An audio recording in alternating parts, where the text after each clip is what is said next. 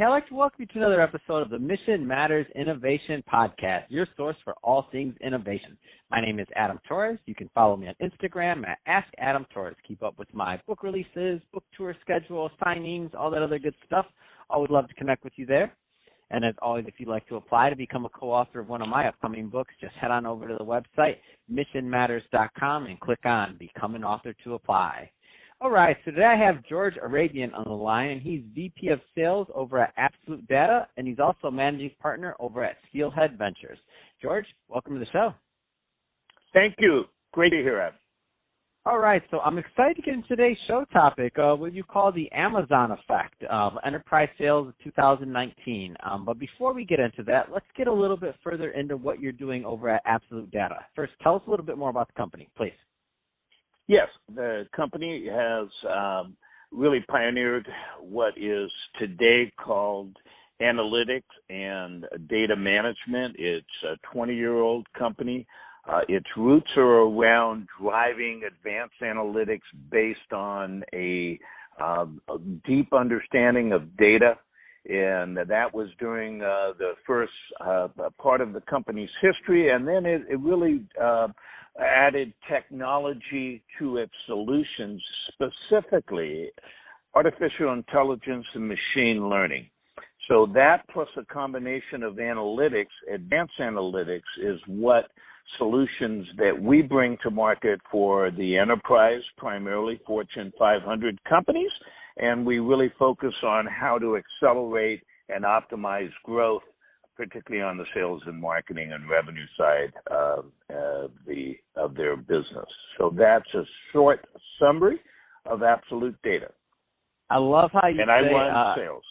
I love how you say how it's a pioneer. I mean, you think about how old the company is. You think about it that way, and you're like, yeah. Now it's called analytics, right? Well, my background is bringing, if you will, innovation and another way of saying that is new disruptive technologies to market, and I clearly see artificial intelligence and machine learning combined with an understanding of data and analytics being the next wave of innovation that's unfolding in the market. Speaking of, let's get into today's topic. So the Amazon effect. Where do you want to begin with that one? Well, I want to share my lens as a sales leader, which has really focused on Fortune 500 enterprise market and delivering what we just talked about, some advanced analytics and technology solutions around artificial intelligence. I also happen to have the unique responsibility of having Amazon also and getting visibility from Amazon as a client. Nothing will be disclosed proprietary, but I do get a sense of the culture and if you will, the models that have been well published around how Amazon is innovating on multiple levels. Now, what I'm really going to talk about today is my core principles or observations, which again have been well documented, is what is the effect on Amazon, particularly in Fortune 500, if you will, sectors, and how is this impacted in a favorable way sales executives, enterprise level executives, both in the field and from a management sales leadership perspective. So I'm going to share some of my observations, particularly over the last 3 years, of how Amazon has actually allowed an opening in many ways at the Fortune 500 executive levels to be open to new conversations and new innovations that might not have been the case if Amazon wasn't putting the pressure on many sectors in terms of inroads that they're making. We'll talk specifically about that today. Man, that's awesome. I love it. So, I mean, Amazon effect, I mean, huge in the marketplace. When we think about e-commerce, I mean, they own it. So what can businesses learn from that? Let's just dive right in. So this is really what I think needs to be understood, too, in terms of of Amazon and the approach that they take to the market. They, and again, have well documented, they are mining massive amounts of data, applying algorithms to that, and mining that data to really provide insights around a broad range of initiatives, but primarily around growth, consumer market insights. What are those new business opportunities? And this, again, has been a amazing evolution in how the company leverages data in ways that allow it to impact and grow its businesses. Most people think of Amazon as a e-commerce platform, but it's more than that. There's 13 business units, including the cloud-based services, health services. There's a whole range of businesses that they have brought to market. And what the primary goal of Amazon is also the speed of how they conduct business experiments relative to the market, particularly corporate America. Their pace of new business experimentations is at a unprecedented level. They will rapidly try and experiment with new business, if you will, opportunities or business units, because their goal with this is not success. That's the ultimate goal. But what they are able to do, and again, leveraging the way they launch these businesses, which is primarily around data and data collection, is to rapidly fail, which yields rapid learnings. And from those learnings, they're able to adjust rapidly the business models and the learnings from the market to evolve those businesses that will ultimately be successful. Now, I wanted to stop there, Adam, because that's a core principle. They are actually encouraging failure, not for failure's sake, but for learning's sake, where the conservative nature of an enterprise is not to encourage failure, but to launch assured success from a culture. Now, that's a very generalized statement, but there is a fundamental difference, and there's a great deal of variance there, but that is a fundamental difference with the approach I've observed at Amazon. No, 100%. So the whole idea, and when we think about small businesses, the idea, and maybe startup or some of the software spaces, to fail rapidly, right? And we're obviously working with smaller subsets of data, but I can see how these business practices and lenses kind of spill over.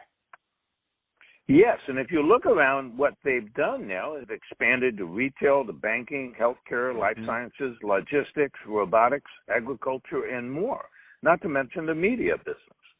So because of their approach and their ability to rapidly expand and launch businesses and rapidly learn, they've expanded across sector. Now, this has been creating, if you will, a set of what I would call external pressures, whether you're a logistic company or a brand in the enterprise, because Amazon is making inroads.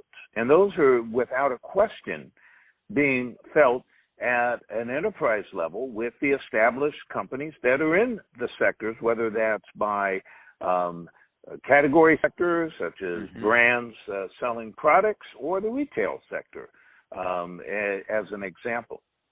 Now, I think what we're seeing is that enterprises are changing. So it's not as though they're changing. The question is, at what rate can they change?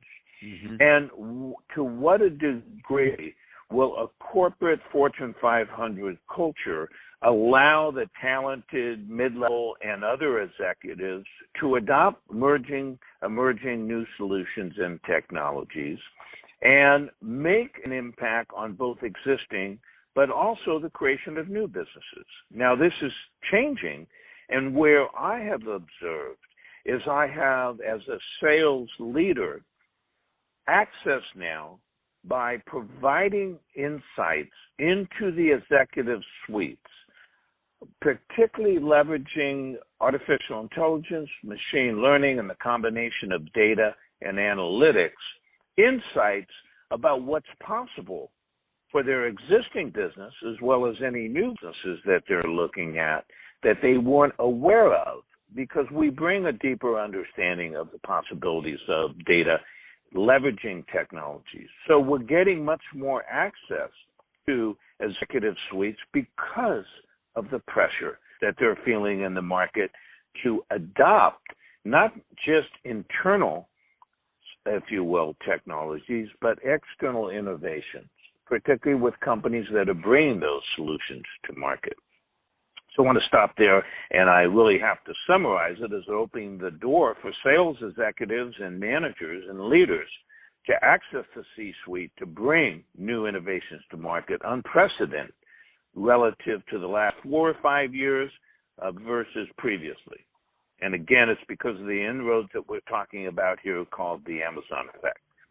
Adam, I wanted to make sure that was something I want to stop there and see if you had questions or comments. No, George, and I'll just be up front. I can talk to you about this all day long, but we're just about out of time, so I'll end on this. If somebody wants to learn more, George, about absolute data, what's the best way for them to do that? Well, I think from my contact information is George Arabian, George.Arabian at Absolute Data, but also my email from a personal email is george@georgearabian.com. And I think, I'll end with this. I do think Amazon will be the first trillion-dollar company out there. And it's because I have interfaced also with the teams there and the managers there. And the attitude of its people from the management down is extraordinary in terms of the passion and excitement they bring and the ability to execute and try new things in an unprecedented way. It creates an energy that I've never seen. And I've seen other companies from Facebook to Google, et cetera, and I'm not trying to say one's better or one's worse. I'm just saying it's extraordinary, the people and the culture that they've created there. And I think that's why the people it'll continue to attract is why I think it'll be the first trillion-dollar company. Man, that's exciting. I love it. It's all great stuff, George. So, hey, I just want to thank you again for coming on the show and sharing more about your expertise and your insight into the Amazon effect and what businesses can learn from it. And to the audience, as always, thank you for tuning in. Hope you got a lot of value out of this. If you did, don't forget, subscribe to the podcast, leave me a review on the Apple iTunes Store. If you're watching this on our YouTube channel, Mission Matters Innovation, then definitely give us a subscribe there and leave us some comments in the video section. Love to hear what your thoughts were and some of the things you're working on. So let's continue the conversation in the YouTube community. And George, thanks again for coming on the show.